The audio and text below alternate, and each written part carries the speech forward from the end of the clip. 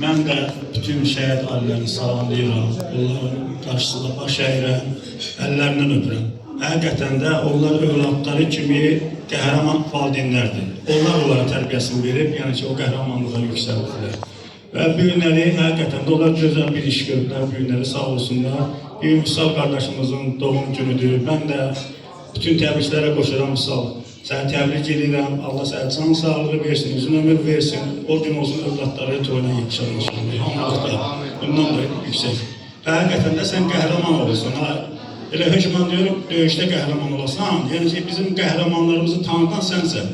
Yəni biz birinci Qarabağ müharibəsi iştirakçılarıyıq, o günləri görmüşük. Yəni elə vaxt onu biz yada düşünüb, yəni heç kim yada salmayıb. Bu günləri onların hamısını sən bir dənə qapısını açıb, tanıtdırırsan bu millətə.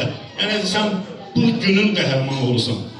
Sağ ol, var ol, təşəkkür edirəm sizə. Hamınıza təşəkkür edirəm. Sağ olun, var olun. Təşəkkür edirik, var olun.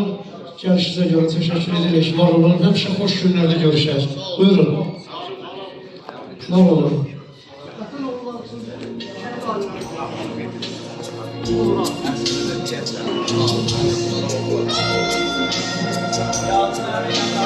Ya